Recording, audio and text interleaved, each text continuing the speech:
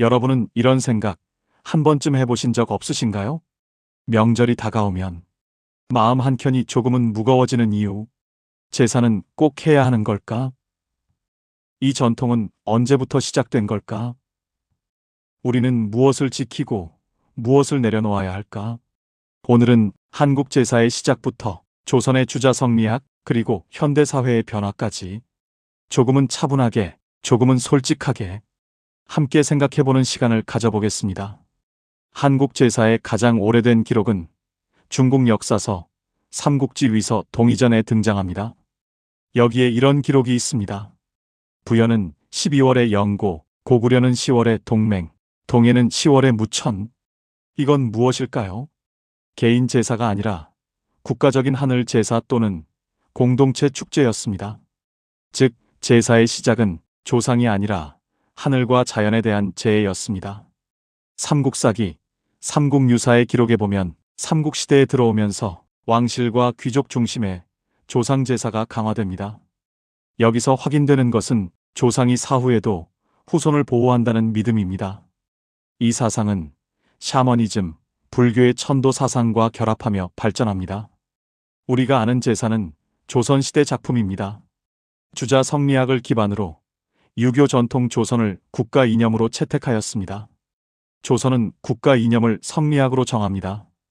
주자 성리학은 불교도교에 대응하기 위해 송나라 유학자들이 우주론과 도덕을 결합해 만든 철학 체계이며 남송의 학자주의가 기존 학자들의 이론을 종합해 완성된 철학 체계를 만듭니다.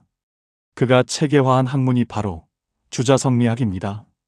간단히 알아보면 인간은 리와 기의 결합체이며 도덕은 인간 본성리에서 나온다. 도덕은 외부 강제가 아니라 인간 내면의 본성에서 나온다는 주장입니다. 사물의 이치를 끝까지 탐구하면 도덕적 지혜에 도달한다는 이 말은 훗날 조선 학문 체계의 핵심이 됩니다. 주의가 만든 가정예법서 주자가래가 기준이 되어 조선은 이를 토대로 완성된 국가법전이 경국대전입니다. 정치는 단순한 권력 운영이 아니라 도덕을 실현하는 행위가 되었습니다. 왕도 신하도 도덕적 책임에서 자유로울 수 없었습니다.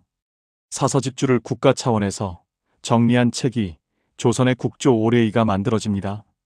여기에는 제사 순서, 제기 배치, 음식 종류, 사당 예법 등이 체계화됩니다. 여러분이 알고 있는 기제사, 차례, 사시제 대부분이 이 시기 형성됩니다.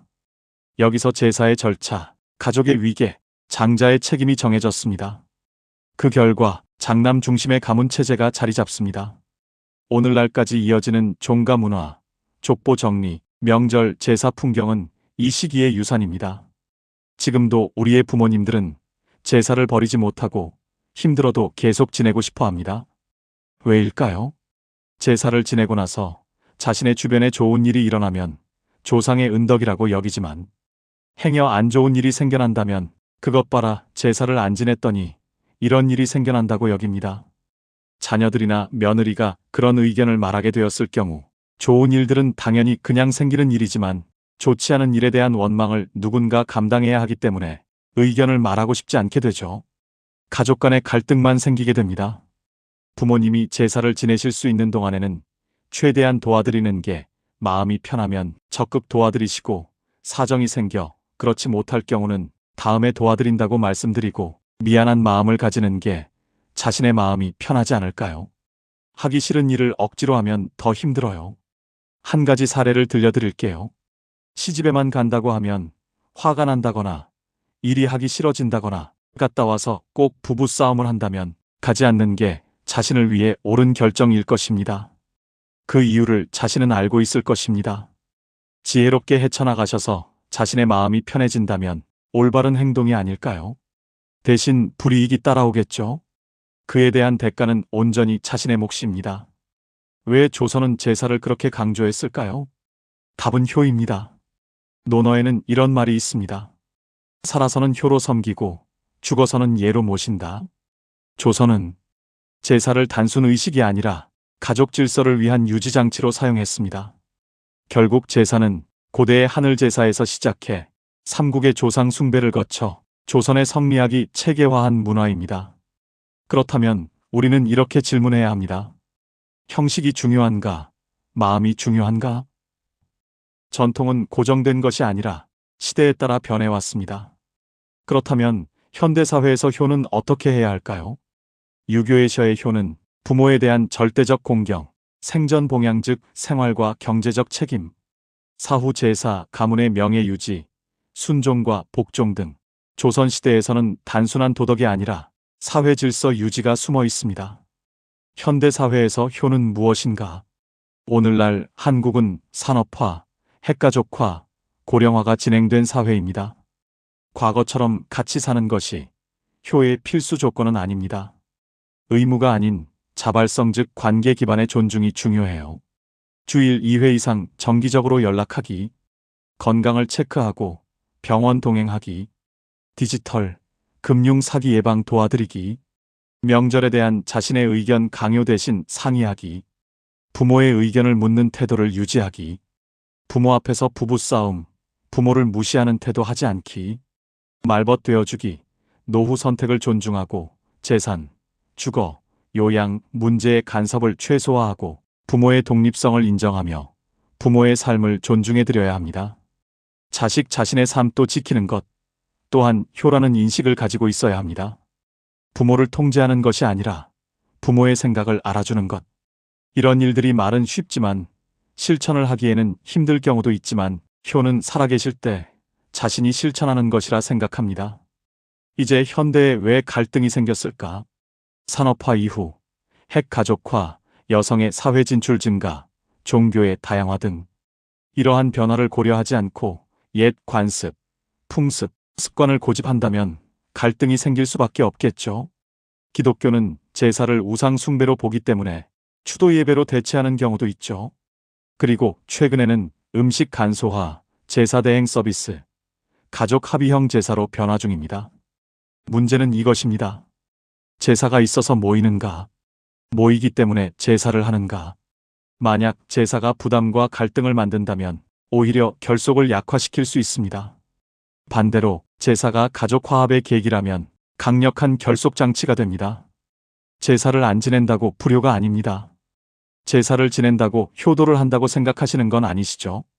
부모님 생전에 잘하는 것이 더 중요하다 생각합니다. 제사를 지내는 이유는 그리움이며 그분들의 고마움에 대한 마음의 보답 아닐까요? 여러분 절대 투덜대시면서 형식만을 따지지 마세요. 이놈의 제사 또 돌아왔네 라고 생각을 하시면서 이것저것 많은 음식을 준비하지 마세요. 며느리가 또 아들이 욕하면서 차려준 진수성찬보다는 그들이 정성을 다해 차려준 밥 한 공기가 먼저 가신 부모님들은 더 좋아하고 즐거워하시지 않겠는지요? 항상 진실한 고마움과 또 미안함으로 밥 한 공기라도 드시게 하는 게 자신의 마음이 편하게 되시겠죠? 할아버지 할머니의 존재를 간직하고 계신 분들이라면 그분들까지 제사를 지내는 것도 나쁘지는 않다고 생각합니다. 제사를 지내면 무엇이 좋을까요? 현대에는 사촌 간에는 대부분 발걸음도 하지 않고 지내고 있는 세대가 많을 것입니다. 물론 형제 간에도 멀리 떨어져 있어 1년에 한 번 얼굴 보기도 힘든 경우도 참 많으실 거예요. 다들 아주 바쁘게 살고 계시잖아요. 여러분, 이런 가족들이 명절에 제사를 지내신다면 그래도 한 번은 만나 우애를 쌓고 정을 나누는 자리가 되지 않을까요? 현대 우리들은 사촌 간에 서로 얼굴도 모르고 지내는 경우가 많죠. 가족 간 결속을 유지하는 요소를 다음과 같이 봅니다. 정기적 만남이나 가족 간 기억 공유 유지, 상징적 의례, 감정 교류를 들 수 있겠죠. 제사는 이 네 가지를 수행하기 쉬운 방법일 것입니다. 하지만 제사만이 유일한 장치는 아닙니다. 예를 들어 가족여행, 정기 가족 모임, 부모 생신 기념일, 추모식, 추도 예배, 온라인 가족 채팅방 등으로 의례는 바뀔 수 있지만 공동 경험 교류는 유지될 수 있습니다. 제사 없이도 가족 결속은 유지될 수 있습니다. 정기적 만남이 있으면 좋아요. 공동 기억을 공유하는 것도 한 가지 방법이고요. 갈등이 아닌 합의 구조여야 오래 지속 가능할 것입니다. 제사는 하나의 방식일 뿐 가족 결속의 본질은 상호 존중과 지속적 교류입니다. 세대 변화 관점으로 보면 젊은 세대는 형식보다 의미를 중시하고 강제보다 선택을 선호합니다. 노동분담의 공정성을 요구합니다. 즉, 의뢰의 존재보다 공정하고 자발적인 참여가 중요하다고 생각합니다. 2023년에 만 20세 이상 성인 1,500명을 대상으로 한 재래 문화 관련 국민인식조사 결과를 보면 55.9%가 앞으로 제사를 지낼 계획이 없다고 응답했습니다. 반대로 44.1%만이 제사를 계속할 계획이라고 답했죠. 이 결과는 오늘날 제사에 대한 부담감과 가치관 변화가 크다는 신호입니다. 제사를 하지 않겠다는 응답자들이 꼽은 가장 큰 이유는 다음과 같습니다. 간소화하거나 가족 모임 형태로 대체하고 싶어서 41.2%, 시대가 바뀌어서 제사가 필요 없다고 생각해서 27.8%, 종교적 신념 때문에 13.7%, 즉 현대적인 가치 변화가 주된 이유입니다. 반대로 제사를 계속하려는 사람들은 다음 이유를 들었습니다. 조상을 기리기 위함 42.4%, 가족 간 교류를 위해서 23.4%, 부모의 뜻을 이어가기 위해서 15.9%, 전통을 유지하기 위해서 10.0%, 조상 존중과 가족 결속이 핵심 가치로 보입니다. 같은 조사에서 제사 문화 개선에 대한 의견도 나왔습니다. 제수 음식 간소화 25.0%, 형식 간소화 19.9%, 남녀 공동 참여 확대 17.7%, 전통과 현대적 방식 결합 17.2%, 제사 시간 변경 허용 5.3%. 이 응답은 제사의 의미는 유지하되 부담을 줄이자는 현대적 흐름을 반영합니다. 2025년 조사에서는 설문 대상자에게 명절 추석 제사 참여 의향을 물었는데 약 60%는 올해 추석의 차례상 제사상을 준비하지 않을 것이라고 답했습니다. 40.4%만이 차례를 준비할 예정이라고 응답했습니다. 이는 2016년 74.4%가 참여한다고 응답한 것에 비해 크게 감소한 수치입니다. 이제 시간이 지날수록 명절 제사 참여율이 감소하는 추세입니다. 제사의 형식 자체보다 의미적 가치 존중 공동체 강화에 무게를 두는 방향으로 인식이 바뀌고 있습니다. 현재의 제사는 조선 유교의 산물입니다.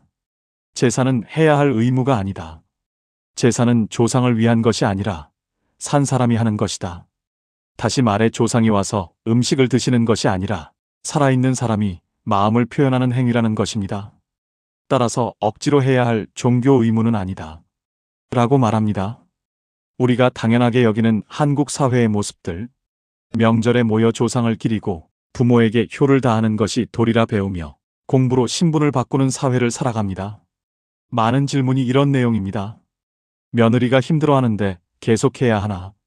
종교가 달라 갈등이 있는데 어떻게 해야 하나? 형식보다 관계가 중요하다. 가족 화합을 깨면서까지 할 필요는 없다. 서로 합의가 중요하다. 간소화해도 괜찮다. 갈등이 생기면 마음이 더 중요하다. 효는 생전에 하는 것이다. 부모가 원하면 최소한의 예는 지켜라. 갈등이 크면 간소화하라. 강요하지 말고 합의하라. 핵심은 집안마다 다르다는 것입니다. 제사는 선택사항으로 바꿔져 가고 있어요. 형식보다 마음, 갈등보다 화합, 생전 효행이 더 중요합니다. 주자성리학은 공동체 질서를 만들었습니다. 그러나 동시에 강한 위계 구조도 남겼습니다. 여성의 제가 금지, 연려사상, 가부장 중심 질서, 개인보다 집단을 우선하는 문화. 그 영향은 오늘날 조직 문화와 세대 갈등 속에서도 발견됩니다. 우리는 더 이상 성리학 국가에 살고 있지 않습니다. 그러나 명절 제사 문화, 부모 부양 책임 의식, 연장자 중심 언어 문화, 학벌 중심 구조, 이 모든 것에 성리학의 그림자가 남아 있습니다. 오늘날 한국은 다양성과 개인의 자유를 중시합니다. 형식보다는 의미, 위계보다는 수평적 관계를 요구합니다. 제사는 조상을 위한 의식일까요? 아니면 살아있는 우리가 마음을 정리하는 시간일까요? 형식이 남을지, 의미가 남을지 그 선택은 각자의 가정 안에서 조용히 결정될 것입니다. 중요한 것은 강요가 아니라 합의, 형식이 아니라 관계, 의무가 아니라 마음이 아닐까요? 500년의 유산 위에 서 있는 우리는 무엇을 이어가고 무엇을 내려놓을지 천천히 생각해보는 밤이 되었으면 좋겠습니다. 시청해주셔서 감사합니다.